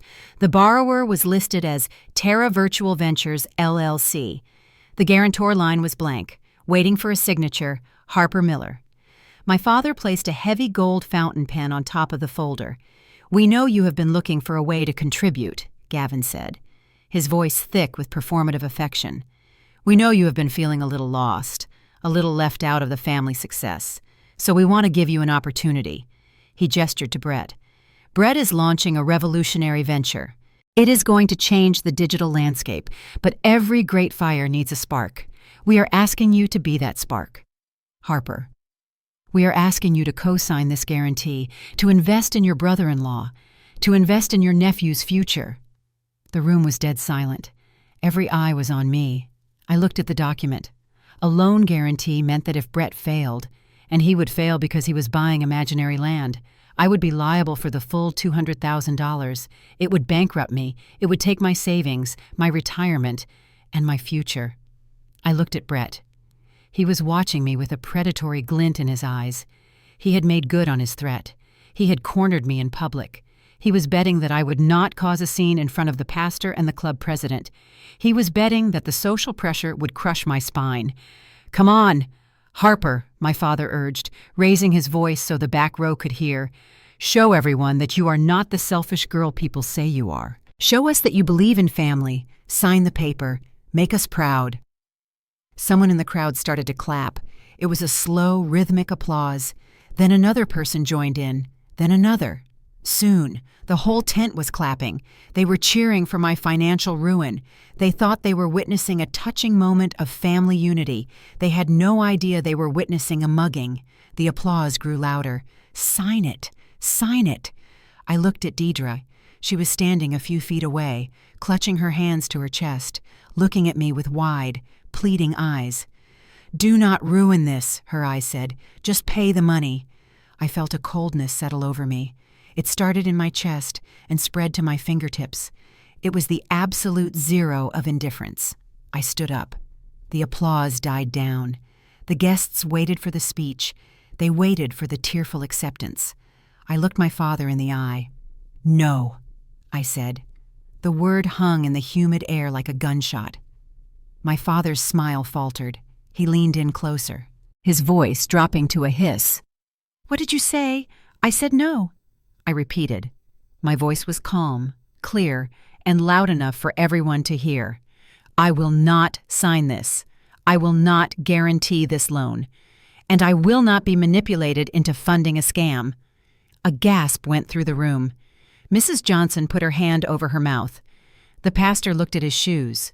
My father's face turned a violent shade of purple. The vein in his forehead bulged. "You ungrateful little—" he sputtered. But before he could finish, Deidre exploded. She did not just get angry, she shattered. The facade of the elegant hostess dissolved, and the terrified, vicious woman underneath clawed her way out. She stormed over to the table, her champagne gown rustling furiously. She shoved the folder toward me, nearly knocking over the water glass. "How dare you!" she screamed. Her voice cracked, hysterical and shrill. "How dare you embarrass us like this? After everything we have done for you, you are a parasite. Harper, a cold, heartless parasite." "Mom," I started. "Shut up!" she shrieked. "You are jealous." "That is what this is. You are jealous of Sloan. You are jealous because she has a husband who loves her. She has a beautiful baby. She has a life. And you have nothing." She pointed a shaking finger at my face. "You are a bitter, lonely spinster." She spat the word out like it was poison. "You sit in that apartment with your money and your cat and you rot. You want everyone to be as miserable as you are. You cannot stand to see your sister happy. You cannot stand to see Brett succeed." Sloan stepped forward then. She was holding her glass of wine. Her face was twisted into a sneer. "Let her go." "Mom," Sloan said, her voice dripping with disdain. "She won't sign it because she can't sign it." Sloan looked at the crowd, addressing the room as if sharing a hilarious secret. "She is broke." Sloan laughed. "Harper acts like she is some big-shot lawyer, but she is penniless. She drives a car with duct tape on it. She wears dresses from 5 years ago. Look at her. She is drowning in debt. She probably has $5 in her bank account. She is just jealous because we actually have a future." The guests whispered. I saw the nods. I saw the judgment. "She is broke. She is jealous. She is a spinster." The words hit me, but they did not hurt. They felt distant, like stones thrown against a steel wall. I looked at my mother, panting with rage, her chest heaving. I looked at my father, staring at me with pure hatred because I had dared to say no to his script. I looked at Sloan, smug and cruel in the dress I paid for. They had said it. They had finally said the quiet part out loud. They did not just use me. They despised me. They despised me because they needed me, and they hated needing me. I picked up my purse. I did not cry. I did not scream. I did not flip the table. I smoothed the front of my black dress. "I am sorry," I said politely. My voice was steady. "I need to use the restroom." I turned and walked away. Deidre was still screaming, "Walk away! That is right. Run away like a coward. Do not come back until you are ready to apologize." I walked through the tent, past the staring faces, past the waiters who were pretending not to look. I walked into the house. I walked down the hallway, past the family photos where I was always standing on the edge. I entered the powder room and locked the door. The silence was sudden and absolute. The thick walls blocked out the noise of the party. It was cool inside. The marble countertop was pristine. I set my purse down. I looked at myself in the mirror. I did not look like a victim. I looked like a prosecutor who had just been handed the smoking gun. I reached into my bag and pulled out my phone. My hands were not shaking. They were steady, surgical. I opened my email app. I opened the drafts folder. There it was, the email I had prepared the night before. The evidence. I tapped on it. I scrolled down to the attachment. It was a PDF file, 50 pages. It contained everything. Page 1, the mortgage transfer that saved the house they were currently standing in. Page 5, the credit card receipt for the golf clubs Gavin was so proud of. Page 12, the hospital bill for Sloane's VIP birth. Page 20, the car insurance payment I made last week. Page 30, the emails from Brett threatening to blackmail me. Page 40, the analysis of the Terra virtual Ponzi scheme proving it was a fraud. It was a comprehensive autopsy of the Miller family lies.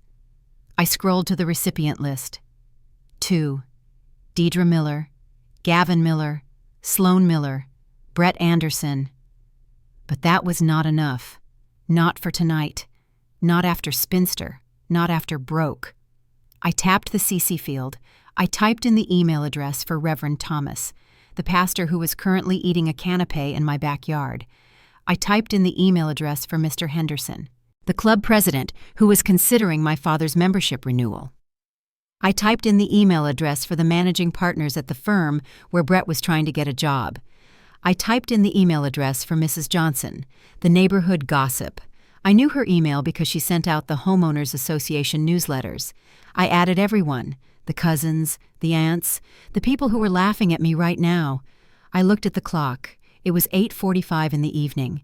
I changed the scheduled time. I deleted 9 more a.m. tomorrow. I selected Send Now. I hovered my thumb over the button.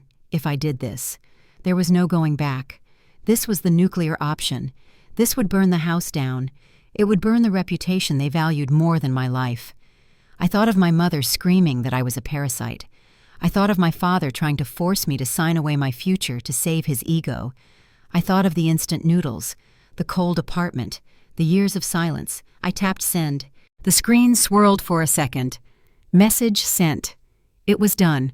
The files were flying through the digital ether. They were landing in inboxes all over the city. Phones in pockets outside were about to start buzzing. I put my phone back in my purse. I checked my lipstick in the mirror. It was perfect. I unlocked the door. I walked back down the hallway. I walked back out into the humid night air. I walked back into the tent. The atmosphere was tense. People were whispering. My parents were standing in a tight circle near the head table, looking furious. Sloane was drinking wine rapidly. When I approached, the talking stopped. Deidre glared at me. "Are you done sulking?" she hissed. "Are you ready to sign the paper?" I walked up to the table. I looked at the loan guarantee. I looked at the gold pen. I smiled. It was a genuine smile. It reached my eyes. "You are right," I said. My voice was light, almost cheerful. I looked at the crowd. "I have been thinking about what you said, Mom, about family, about generosity, about not hiding things." I looked at Gavin, and I realized I have been holding back, I said. "I have been too private about my contributions. And that is not fair to you. You deserve for people to know the truth about how this family operates." Sloane rolled her eyes. "Just sign the check. Harper, nobody cares about your speech." I stepped back. "I'm not going to sign the check," I said. "But I have sent you something else, something much more valuable." My father frowned. "What are you talking about?" "Check your phones," I said. I looked around the room. "Everyone, check your phones. I have sent an email. It explains everything. It explains why I cannot invest. It explains exactly where all the money has gone for the last 10 years. A few people reached into their pockets. Mrs. Johnson frowned, looking at her screen. "The Miller family financial history," she read aloud. My mother went pale. "What did you do?" she whispered. I smiled again. "I was generous. Mom, I shared everything." I turned around. The buzzing started then. One phone, then two, then a chorus of vibrations and chimes rippling through the tent as the file downloaded. I did not wait to see them open it. I did not wait to see my father's face when the club president saw the foreclosure notice. I did not wait to see Sloane's face when the guests saw who paid for her dress. I walked toward the exit, my heels clicking on the pavement. "I am leaving now," I called out over my shoulder. "Enjoy the party." I paid for it. Sunday morning broke over the city of Chicago with a brightness that felt unnatural. The sky was a piercing electric blue. The sun reflected off the glass towers downtown, creating a kaleidoscope of light that danced across my living room floor. Usually, Sunday mornings were a time of low-level dread. It was the time when the adrenaline of the work week faded and the looming anxiety of the next billing cycle began to creep in. It was the time when I usually calculated my bank balance and worried about whether I could afford to buy a latte or if I needed to make coffee at home to save $4. Today was different. Today I made coffee at home not because I had to, but because I wanted to. I bought a bag of expensive beans, Ethiopian Yirgacheffe, $22 a pound. I ground them slowly. The noise of the grinder was the only sound in my apartment. I brewed the coffee in a French press. I poured it into a mug that did not have a chip in the rim. I sat on my sofa. I put my feet up on the coffee table. I took a sip. It was delicious. It tasted like luxury. It tasted like the first breath of air after being underwater for a decade. I looked at the clock on the wall. It was 8:59 in the morning. My phone sat on the table next to the coffee mug. The screen was dark. It was silent. It was a sleek black monolith waiting for a signal. I knew exactly what was happening across the city in the suburb of Oak Ridge Estates. My parents were likely just waking up. They were probably nursing hangovers from the expensive wine I had paid for the night before. Deidre was likely scrolling through the photos on her phone trying to find the perfect shot of the party to post on Facebook. She would be looking for an angle that hid her wrinkles and highlighted the orchids.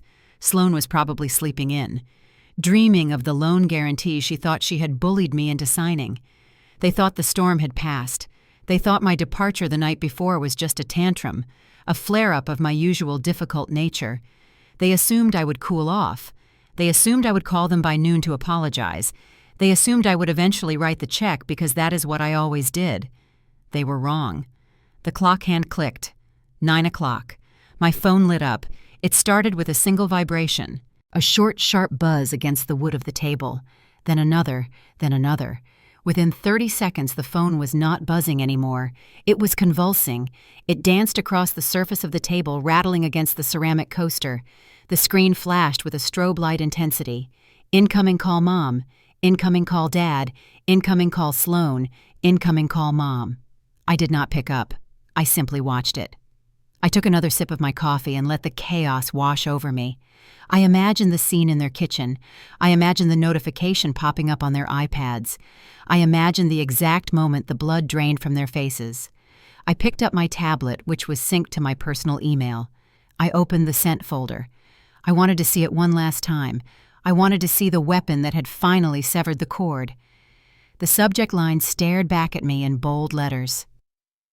The truth about the Miller family wealth and who pays for it. I opened the email. It was a masterpiece of forensic accounting. It was cold. It was factual. It was devastating. I scrolled through the body of the message. I had organized it by category, just like a legal brief. Section 1 was titled Lifestyle and Appearances. There was a photo of Sloan leaning against her white SUV, wearing oversized sunglasses and looking like a celebrity. It was the photo she used for her profile picture. Underneath it, I had pasted the bank transfer receipt from last month. The image Sloan Miller posing with her Range Rover. The reality. The lease is in my name. The monthly payment is $950. I have paid $45,000 toward this vehicle over the last 4 years. Sloan has paid $0. I scrolled down. Section 2 was titled Vacations and Leisure. There was a photo of my parents standing on a balcony in Maui holding tropical drinks. My father was wearing a linen shirt. My mother was wearing a sun hat. They looked rich. They looked carefree. The image, Gavin and Deidre celebrating their anniversary in Hawaii. The reality. The trip was charged to a Visa card ending in 4567. The card is in my name. The balance was $12,000. I paid it off over 18 months. They told friends they used investment dividends. There are no dividends. I scrolled further. Section 3 was titled The Family Home. This was the kill shot. This was the one that would destroy Gavin's standing at the country club forever. I had attached the foreclosure notice from 5 years ago. The red ink was clearly visible. Notice of default. Immediate action required. Next to it, I had attached the wire transfer confirmation, $80,000. The image. The Miller family estate, a symbol of 30 years of hard work and success. The reality. The house was in foreclosure 5 years ago due to failed speculative investments by Gavin Miller. I liquidated my graduate school savings to save it. I currently pay the mortgage of $4,800 every month. The deed is technically in my name as the guarantor. They are tenants living on the charity of the daughter they mock for being cheap. At the bottom of the email in bold text, I had written the closing statement. I am not poor. I am not struggling. I am simply insolvent because I am the sole financier of 3 adults who refuse to live within their means. I am done. The Bank of Harper is closed. If you want to know why I drive an old car, it is because I am paying for their luxury cars. If you want to know why I work 80 hours a week, it is to fund their delusions. To the creditors included on this email, please note that I will no longer guarantee any debts for the individuals listed above. I put the tablet down. My phone was still buzzing. The notifications were piling up like snow in a blizzard. 50 missed calls, 62 text messages. I decided to listen to the voicemails. I wanted to hear the progression. I wanted to hear the realization hit. I tapped the first voicemail from Deidre. It was time-stamped at 9:05 in the morning. Harper. Her voice was breathless. It sounded like she had been running. What is this? What did you send? My phone is blowing up. Mrs. Johnson just texted me asking if we are losing the house. Why would you send that document? It is a lie. It is all lies. Delete it. You have to recall the email. Do it now, Harper. Do it now, or so help me God. She sounded angry. She sounded like she still believed she had the power. She thought she could order me to undo the truth. I tapped the second voicemail, time-stamped at 9:15. Harper, please. Her voice was higher now, shrill and terrified. The pastor saw it. He just replied. He said he is praying for us. Praying for us, Harper. Do you know how humiliating that is? And Mr. Henderson, the club president. He sent a message to your father saying they need to review his membership status if he is insolvent. You are destroying him. You are killing your father. He is sitting at the kitchen table clutching his chest. If he has a heart attack, this is on you. You are a murderer. Pick up the phone. The manipulation was textbook. The threat of the heart attack, the blame. But it didn't work anymore. I knew my father's heart was fine. His ego was the only thing in critical condition. I tapped the third voicemail, time-stamped at 9:30. You ungrateful little bitch. The voice was low, guttural. It sounded like a stranger. You are dead to us. Do you hear me? You are dead. Do not ever come back to this house. You think you are so smart with your receipts and your dates? You are nothing. You are a sad, lonely girl who had to buy her family's love, and now you are mad that the bill came due. We will sue you. Gavin is calling a lawyer. We will sue you for defamation. We will take everything. I laughed out loud. Defamation required the statement to be false. Truth was the absolute defense, and I had the bank statements to prove every single word. I switched apps. I went to Instagram. I searched for Sloane's profile. Usually her posts garnered 100 likes and a few sycophantic comments from her high school friends telling her she looked gorgeous. Her latest post, the one with the Hermes bag captioned, "Hard work pays off," was currently exploding. There were 300 comments. I scrolled through them. The community of Oak Ridge Estates was small, insular, and vicious. They loved a scandal more than they loved oxygen. User neighbor Nancy wrote, "Hard work. Is that what we are calling mooching off your little sister now?" User golfwife77 wrote, "I saw the email. $45,000 for a car you don't even pay for. And you had the nerve to make fun of Harper's dress last night. You are trash, Sloane." User Real Talk 2020 wrote, "Give the bag back and pay your sister. This is embarrassing." Hatch Grifter. Sloane was fighting back in the comments. I could see her desperate replies appearing in real time. Sloane Miller wrote, "That email is a fake. My sister is mentally unstable. She is jealous. Do not believe everything you read." User Neighbor Nancy wrote, "Honey, I saw the bank transfer with the confirmation number. Numbers do not lie. Your sister brought receipts. You brought audacity." I watched as the follower count dropped. I watched as the image she had carefully curated for a decade crumbled into dust in the span of 30 minutes. She wasn't the glamorous young mother anymore. She was the fraud. She was the charity case. Then a notification popped up at the top of my screen. It was an email. It was not from my family. It was from Mr. Henderson, the president of the country club. He had replied all. He had hit the button that sent his message to everyone on the list, to my parents, to Sloan, to the pastor, to the neighbors, and to me. Subject were the truth about the Miller family wealth. Gavin, I have reviewed the documents attached by your daughter. While family matters are usually private, the financial stability of our members is a concern for the board. The bylaws state that members must be in good financial standing to maintain their privileges. Given that your home is apparently in the name of your daughter and you have misrepresented your solvency on your renewal application, we are suspending your membership, effective immediately pending a review. Please return your locker key by Monday. Regards, Charles Henderson. I stared at the email. It was over. The golf club was my father's church. It was his identity. It was the only place where he felt important. And he had just been evicted by email in front of everyone he knew. I put the tablet down. My apartment was quiet. The sun was still shining on the floor. The coffee was still warm. I felt a strange sensation in my chest. It wasn't joy. It wasn't triumph. It was lightness. For 10 years I had been carrying a boulder up a mountain. I had been carrying their debts, their secrets, and their shame. I had broken my back trying to keep them elevated, trying to keep them from feeling the consequences of their own actions. I had just let go of the boulder. I watched it roll down the hill. I watched it crush the facade they had built. I watched the dust settle. And for the first time in my life, I was not standing at the bottom of the hill waiting to clean up the mess. I was standing at the top. My phone rang again. Incoming call, Dad. I reached out and pressed the volume button on the side of the phone. The ringing stopped. The vibration stopped. I picked up my mug. I walked to the window and looked out at the city of Chicago. It was a big city. It was full of people who paid their own bills. It was full of people who lived in reality. I was one of them now. I took a sip of coffee. It was the best cup of coffee I had ever had.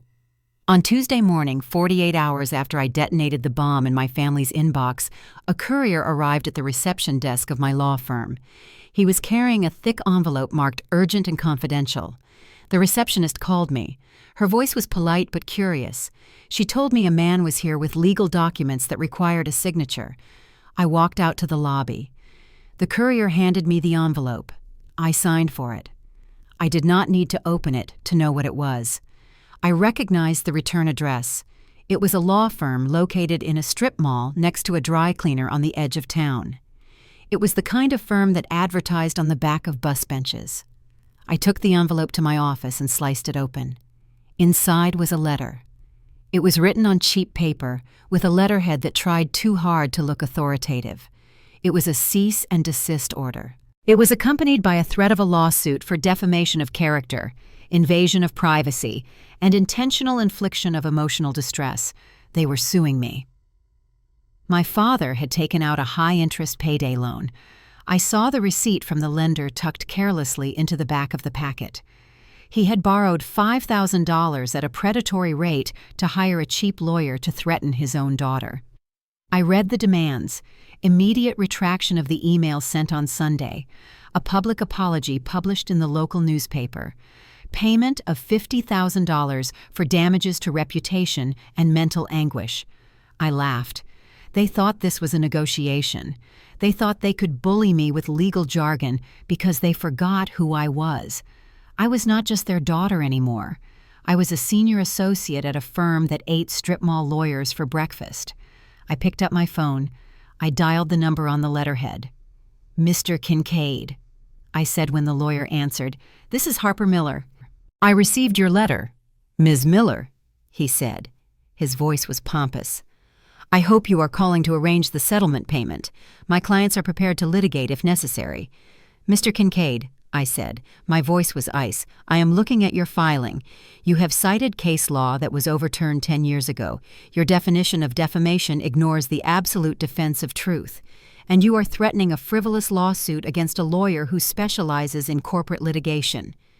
There was silence on the other end. I continued, if you file this motion, I will countersue for legal fees. I will file a complaint with the Bar Association regarding your competency, and I will depose your clients under oath about their financial history." Mr. Kincaid stammered. "Now," I said. "If your clients want to resolve this, they can come to my office, today at 4 o'clock. We will finish this." I hung up. At 3:55, the elevator doors on the 35th floor opened. My family stepped out. They looked like refugees from a war they had already lost. It had only been 2 days, but the transformation was shocking.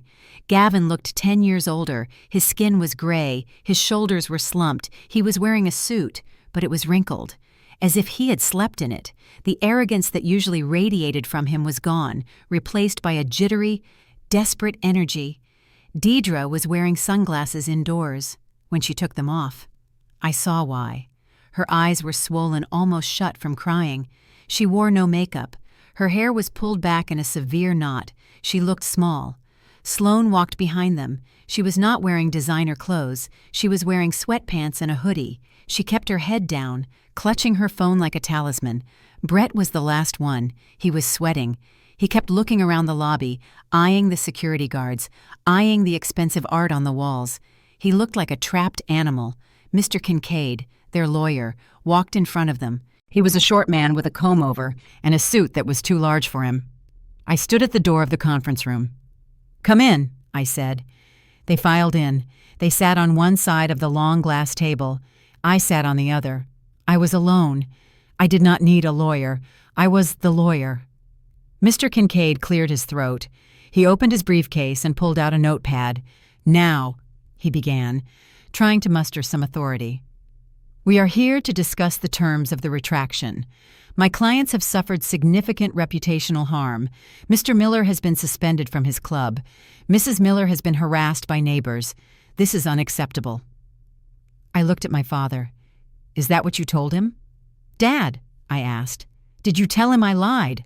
Gavin glared at me. His hands were shaking on the table. "You humiliated us," he hissed. "You sent that email to everyone, to Charles Henderson, to the pastor.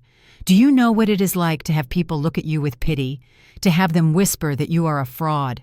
"It is not a whisper anymore," I said. "It is a fact. You ruined my life." Sloane shouted suddenly. She slammed her hand on the table. "I lost 300 followers. People are commenting on my pictures, calling me a mooch. I can't even go to the grocery store." "You ruined your own life," I said calmly. "I just turned on the lights.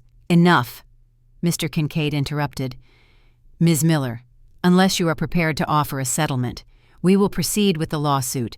We are asking for $50,000. I looked at Brett. He was staring at the table, refusing to meet my eyes. I opened my laptop. "I am not offering a settlement," I said. "I am offering an exit strategy." I tapped a key on my keyboard. A voice filled the room. It was loud, clear, and unmistakable. It was coming from the speakers embedded in the conference room ceiling. "Please, Harper, you have to help us. Your father is going to kill himself. He is going to drive into the quarry. We need $80,000. We will lose the house. We will be homeless. Please, you are the only one." It was the recording of Deidre from 5 years ago. I had saved the voicemail she left me the night of the foreclosure crisis. It was raw. It was pathetic. It was the sound of a woman begging her daughter to save her from her husband's incompetence. Deidre gasped. She covered her mouth with her hands. Tears started to stream down her face again. "Turn it off!" Gavin shouted. He stood up. "Turn it off!" I let it play for another 10 seconds, until the part where she promised they would pay me back, a promise they never kept. I paused the recording. "That is Exhibit A," I said. "Proof that the financial distress was real. Proof that I bailed you out. Proof that the house belongs to me in spirit, if not in deed." Mr. Kincaid looked uncomfortable. He shifted in his seat.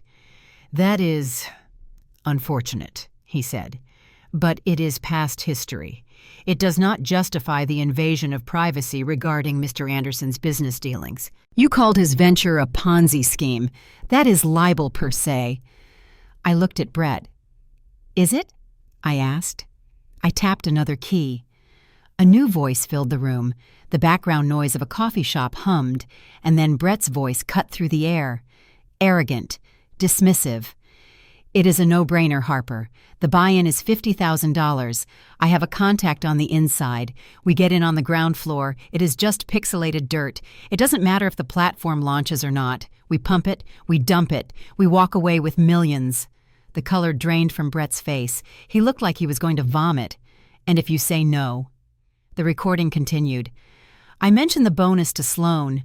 By Saturday, everyone will know Harper Miller cares more about her bank account than her own flesh and blood." I stopped the recording. The silence in the room was absolute. Mr. Kincaid looked at Brett. He looked at the sweating, terrified man sitting next to him. "You said it was a legitimate real estate investment, Mr. Kincaid whispered. "You said she lied." I looked at the lawyer. "That recording," I said, "is Exhibit B. It proves two things. One, Brett Anderson is knowingly engaging in wire fraud and soliciting funds for a Ponzi scheme. Two, he attempted to blackmail me." I leaned forward, resting my elbows on the table. "Now," I said, "I can give this recording to the SEC. I can give it to the district attorney. I can give it to the managing partners at the firm where you are trying to get a job."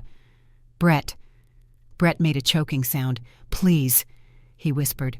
"Harper, don't. I could go to jail." "Yes," I said, "you could. Federal prison. For a long time." Gavin sank back into his chair. He looked defeated. He realized that his lawsuit was dead. He realized that his son-in-law was a criminal.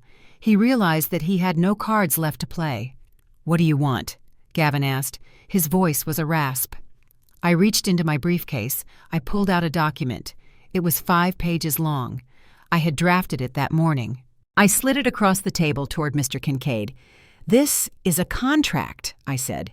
"It outlines the terms of our separation." Mr. Kincaid picked it up. He read it quickly, his eyebrows shooting up. "You cannot be serious," the lawyer said. "These terms are extreme. Read them," I commanded. Mr. Kincaid cleared his throat. Clause 1. The property located at 12 Oak Ridge Drive will be listed for sale immediately. Upon the sale, 70% of the net proceeds will be paid to Harper Miller as reimbursement for the mortgage payments, bailout funds, and personal loans provided over the last 10 years. Gavin let out a moan. 70%. He cried. "That will leave us with nothing. We won't be able to buy another house." "You can rent," I said cold, like normal people. Mr. Kincaid continued reading. Clause 2. Gavin Miller, Deidre Miller, Sloan Miller, and Brett Anderson agree to a permanent no-contact order. They will not contact Harper Miller by phone, email, social media, or in person. They will not come to her place of work or residence. Clause 3. The parties will issue a joint public statement on social media. The text is provided in Appendix A. It admits that the previous financial claims were false, that Harper Miller was the primary financial support for the family, and that the accusations of her being unsupportive were a fabrication. Deidre began to sob. "I can't do that," she wailed. "I can't tell people that. They will laugh at us. They are already laughing," I said. "This just confirms that you are finally honest." Clause 4. Mr. Kincaid read. If these terms are met. Harper Miller agrees to destroy the audio recording of Brett Anderson and will not pursue criminal charges regarding the blackmail attempt. I looked at Brett. "That is your lifeline," I said. "Sign the paper, sell the house, and you stay out of prison. Refuse, and I send the file to the FBI before I leave this building." Brett grabbed the pen. He did not hesitate. He did not look at his wife. He did not look at his in-laws. He looked only at his own survival. "Sign it," Brett hissed at Gavin. "Sign the damn paper. She is not joking. She will ruin me." Gavin looked at the contract. He looked at the luxury office around him. He looked at the daughter he had underestimated for his entire life. He realized then that he had raised a shark. He just hadn't noticed because I had been swimming in his tank, cleaning up his mess. He took the pen from Brett. His hand was shaking so badly he could barely hold it. He signed. Deidre signed next, weeping onto the paper, blurring the ink. Sloan signed last. She didn't look at me. She just stared at the table, her face a mask of misery. I took the contract back. I checked the signatures. "It is done," I said. I stood up. "You have 30 days to vacate the house," I said. "The realtor I selected will contact you tomorrow." I walked to the door and held it open. "Get out," I said. They filed out of the conference room. Mr. Kincaid ran ahead, eager to get away from his disastrous clients. Brett scurried out, looking at the floor. Sloane followed him, a shadow of her former self. My parents stopped at the door. Gavin looked at me. His eyes were red. "You are cold," he whispered. "I don't know how you became so cold." I looked at him. I felt nothing. No anger, no sadness, just a profound sense of relief. "I learned from the best." "Dad," I said. I closed the door in his face. 1 month later, the house in Oak Ridge Estates was sold. It sold for below asking price because the market was soft, but the equity was enough to pay me back a significant portion of what I had lost. It was not everything, but it was enough. My parents moved to a 2-bedroom apartment in a complex near the highway in Ohio. It was a state with a low cost of living. It was far away from the country club, far away from the neighbors who knew their secrets. Sloane and Brett moved with them. They slept on a pull-out couch in the living room while Brett looked for work. The last I heard, he was driving for a rideshare app. I used the money from the house sale to pay off my law school loans in one lump sum. I bought a new car, a black Audi with leather seats and an engine that purred. I moved into a penthouse apartment in the city. It had floor-to-ceiling windows. It had a view of the lake. It was quiet. On the first night in my new home, I stood on the balcony with a glass of wine. I looked out at the lights of Chicago. I was alone, but for the first time in 29 years, I was not lonely. I pulled out my phone. I opened Instagram. I saw the post my family had been forced to make. It was buried on their feed, posted at 3 a.m. to minimize views, but it was there. We apologized to our daughter Harper. We were wrong.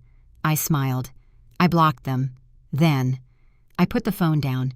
I leaned against the railing and breathed in the cold night air. It tasted expensive. It tasted like freedom. And the best part was, I had finally received the receipt. We spend so much of our lives trying to buy love from people who are only selling illusions. I learned the hard way that family isn't defined by whose blood runs in your veins, but by who respects your boundaries. True generosity shouldn't leave you empty, and real love never demands you set yourself on fire just to keep others warm. The moment I stopped paying for their approval was the moment I finally afforded my own peace.